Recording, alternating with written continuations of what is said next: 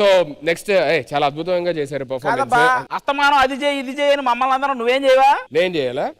So మీ team నుంచి entertain చేశారు, మీ team నుంచి ఎంటర్టైన్ చేశారు. సో ఇప్పుడు నా తరపు నుంచి మీ రెండు టీముల్ని అండ్ ఆడియన్స్ ఎంటర్టైన్ చేయడానికి ఒక అద్భుతమైన స్కిట్ తో రాబోతున్నాను. అది భాస్కర్ టీమ్ లోని. So let me welcome bullet Bhaskar on stage please.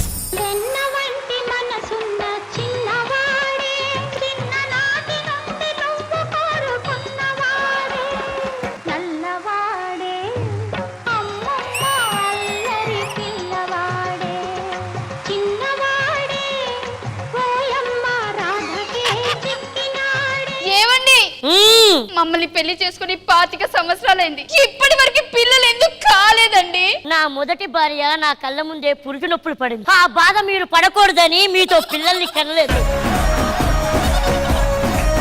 అర్థమైందా?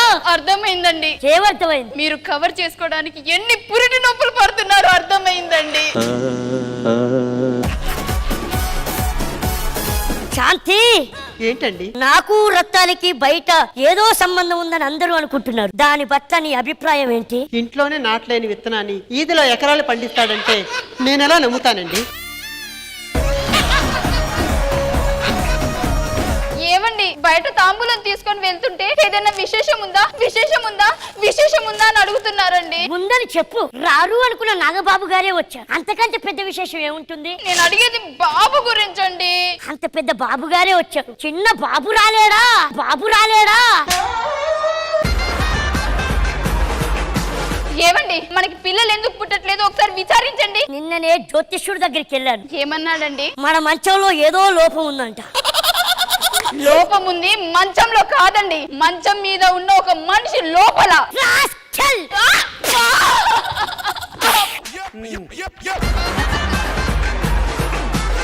ఏవే శాంతి, నీకేమని నేను చేశాను? ఏం తక్కువ చేశాను? నీ మెల్లో 3 ముళ్ళేసి ఇంద్రభవనం లాంటి ఇల్లు ఇచ్చాను. ఇంకేం కావాలి? ఇంద్రభవనంలోకి వెళ్ళాకే తెలిసిందండి దానికన్నా ఇంద్రనగర్ గడ్డే బెస్ట్ అని. ఇంద్రనగర్ గడ్డే బెస్ట్ అని. నీ జీవితానికి తోడు నీడనిచ్చాను. ఇంకేం కావాలి? మాకు కావాల్సింది వర్షం పడేటప్పుడు ఆపే గొడుగండి, కానీ వర్షంలో నుంచి పుట్టుకొచ్చిన పుట్టగొడుగు కాదండి.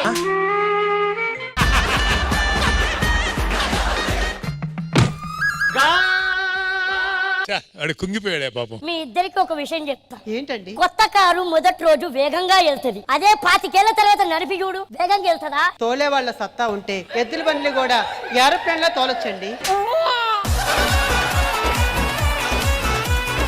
మీరు అసలు ఇంత దారుణంగా మాట్లాడతారా? అయినా నాలో లోపం ఉందని మీరు నిరూపిస్తారా? నా మొదటి భార్యకి పురిటి నొప్పులు వచ్చాయి, చెట్టంత కొడుకుని కన్నాను. ఆ మాట చెప్పడానికి మీ ఆవిడ చచ్చిపోయింది. మీ మాట నిజమని నమ్మడానికి మాకు ఓపిక లేదండి, మాకు ఓపిక లేదండి.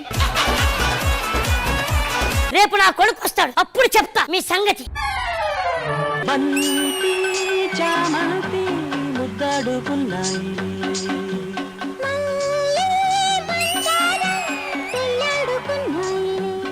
రాధా, గోపి, రాధా, గోపి, కొంచెం దగ్గరికి రా రాధా. గోపి,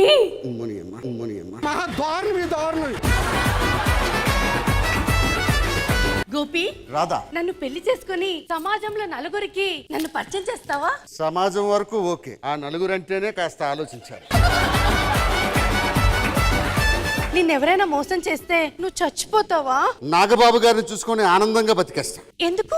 ఆయనకి మేము చేసిన మోసంతో పోల్చుకుంటే మోసం చాలా చిన్నది. రాధా, నేను ఎప్పుడు చిన్నప్పుడు అమెరికా వచ్చాను, అర్జెంటుగా ఇండియా వెళ్ళాలి. సూట్ కేసులు తీసుకొని రా. నాన్నగారు, నాన్నగారు, బాబు, నాన్నగారు, 25 ఏళ్ల తర్వాత వచ్చావు. ఎంత ఉండేవాడివి, ఇంత అయిపోయావా? ఈ 25 ఏళ్లలో మీరు ఇంతే ఉన్నారేమిటి నాన్నగారు? ఇంతే ఉన్నారేమిటి నాన్నగారు? బాబు, నాన్నగారు ఉండు, నీకు 2 స్పెషల్ వ్యక్తుల్ని పరిచయం చేస్తా. శాంతి, జానకి. ఏంటండి? ఏంటండి? ఎవరు నాన్నగారు? మీ పెదపిన్ని, మీ చిన్నపిన్ని. ఆశీర్వదించండి మావయ్య గారు. యువతిది, యువతిది. అమెరికాలో ప్రేమించాను నాన్నగారు, మీరు ఒప్పుకుంటే పెళ్లి చేసుకుంటారు. ఎంత మంచి శుభవార్త చెప్పాడు. ముందు రంగయ్యని పిలిపిద్దాం. రంగయ్య ఎవడు? మన ఇంట్లో పనివాడు. ఆడొప్పుకుంటే నా పెళ్లి జరగడం ఏంటి? కన్నదు నువ్వా? అమ్మా, మీరు ఒప్పుకుంటే పెళ్లి చేసుకుంటా. ఈ ఇంట్లో ఏ శుభకార్యం జరగాలన్నా ముందు రంగయ్య అనుమతి కావాలి. రంగయ్యకి నచ్చితేనే మాకు నచ్చుతుంది. అమ్మా, రంగయ్య ఓకే అంటేనే నాకు ఓకే, నాకు ఓకే. రంగయ్య రంగయ్య రంగయ్య ఎవరి రంగయ్య? రంగయ్య దెబ్బకే పాపాయమ్మ పోయి గోడెక్కింది. రంగయ్య రంగయ్య మీరు పిలిస్తే రాడండి. రంగయ్య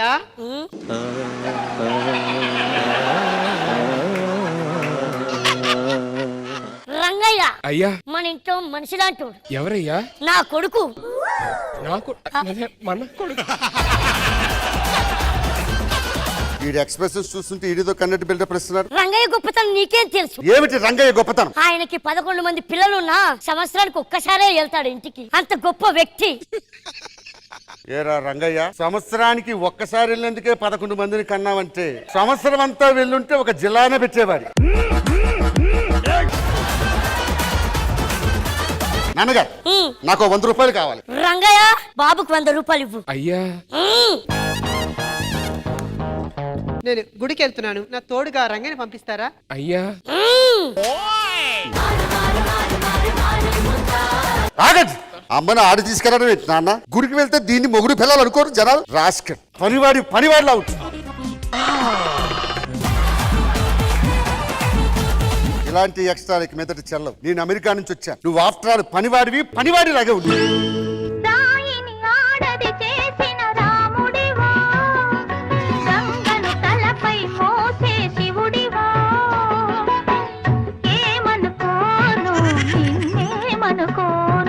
రంగయ్య బాధపడుతున్నట్టున్నాడు, లోపలికి వెళ్ళి ఓదార్చండి.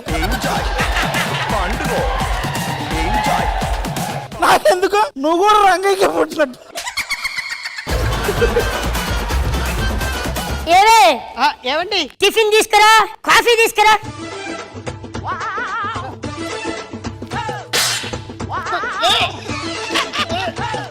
తండ్రిని కాబోతున్నారండి. ఎంత మంచి శుభవార్త, శుభవార్త. తల్లి కాబోతుందట. హుక్ స్టెప్పా? అవునా? లడ్డూ కావాలా నాయనా? 2 లడ్డూలు. అన్నగారు ఏం జరిగింది? ఈ విషయం నీకు చెప్పేది కాదు, ముందు రంగయ్య చెప్పాలి. రంగయ్య అయ్యా నీ పూజలు ఫలించాయి రంగయ్య. ఏమైందయ్యా? నువ్వు పెట్టిన హారతులు ఫలించాయి రంగయ్య. ఏమైందయ్యా? ప్రెగ్నెంట్. ఇంకో శుభవార్త, 2వ ప్రెగ్నెంట్. నువ్వు దేవుడివి. నీ ఉప్పు తిన్నానయ్యా. ఉప్పు ఒక్కటే తిన్నావా? వాడు ఆఫ్టర్ ఆల్ ఇంట్లో ఒక పనోడు. వాడిని ఇంట్లో నుంచి బయటికి తరిమిస్తే గానీ. ఎంత పని చేసావురా? శివుడి మీద చేయెత్తుతున్నావు తెలుసా? దేవుడు లాంటి రంగయ్య. పర్వాలేదమ్మా, మన పిల్లోడే కదా. మన పిల్లడు ఆపురా వెదవా. పెళ్ళయి మీ నాన్నతో 25 ఏళ్ళైనా ఇన్ని రోజులు సంసారం చేస్తున్నానంటే దానికి కారణం రంగయ్య రా.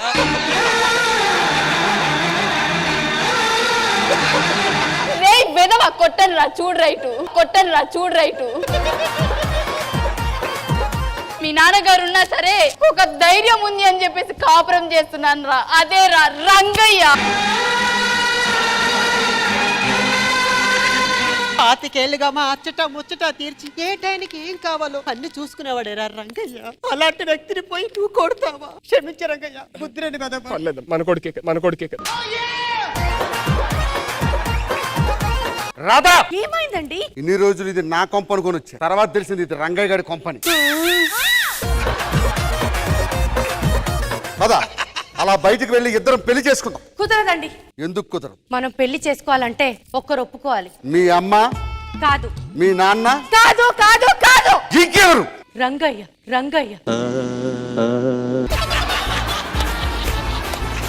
అమ్మని రంగయ్య, నువ్వు మామూలు రంగయ్య. 25 ఏళ్లలో వాళ్ళు కనెక్ట్ అయ్యారంటే అర్థం ఉంది. 6 రోజుల్లో నీకే పోయే కాలం వచ్చింది. రంగయ్యలో ఉన్న మంచితనం నన్ను కట్టి పడేసింది. అందుకే రంగయ్య ఒప్పుకునేదే మన పెళ్లి జరగదు. నేను పెళ్లి చేసుకోకపోతే నువ్వు ఎలా బ్రతుకుతావో చూస్తాను. బ్రతుకుతాను. ఎలా బ్రతుకుతావు? రంగయ్య పద లోపలికి. అయ్యా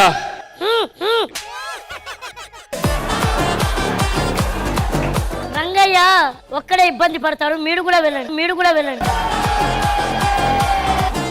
నాన్నగారు ఇప్పుడు నా పరిస్థితి నువ్వు ఇంట్లో నుండి రంగయ్య నీ గూడు చెదిరింది, నీ గుండె పగిలింది. స్కిట్ బాగుందా, హిలేరియస్ ఏంటంటే బాగోదా అంటే ఎలా ఉందో నాకు తెలియదు కాబట్టి సారే చెప్పాలి సార్. హిలేరియస్ చేశారు నరేష్ గాడు, పైమా అండ్ శాంతి స్వరూప్ దుమ్ము దులిపేశారు. ఒక్క చోట కూడా నెగిటివ్ ఫీలింగ్ రాలేదు. అంత ప్రేమగా చూసుకున్నాడు రంగయ్య. రంగయ్య క్యారెక్టర్ లో ఉన్న పవిత్రత మధ్యకాలం ఎక్కడా నించోలేదు. అది ఆ క్యారెక్టర్ అతను తప్ప ఎవరు పోషించలేరు. మళ్ళీ భాస్కర్ లో నచ్చేది ఏంటంటే స్కిట్ తను డిజైన్ చేస్తాడు, కానీ ఎక్కడ తను డామినేట్ చేయడం ట్రై చేయడు. ఎవరైతే ఇంపార్టెంట్ వాళ్ళు వాడి స్కిట్ ని సూపర్ హిట్ చేసుకుంటాడు. ఎప్పుడు అందరూ బ్రహ్మాండంగా చేస్తారు. Hilarious comedy. ఓకే బ్రహ్మాజీ గారు. చాలా ఎంటర్టైనింగ్, చాలా బాగుంది.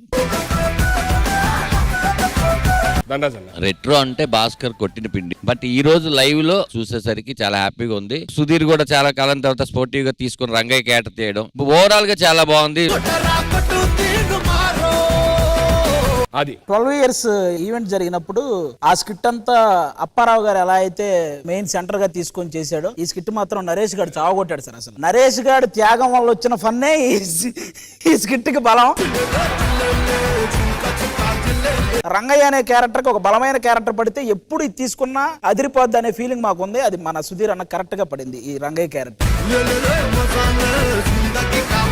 నాకు ఈ స్కిట్ లో రంగయ్య త్యాగం బాగా నచ్చింది. సంవత్సరం ఒకసారి ఇంటికి వెళ్తున్నాడు కదా వాడు. ఈ రంగయ్య ఫ్యామిలీ అడిగెళ్తుంటే ఊరు అవుతుంది ఇప్పటికైనా. త్వరలో రంగాపురం కూడా తీయచ్చు ఒకటి. Thank you so much everybody. Thank you.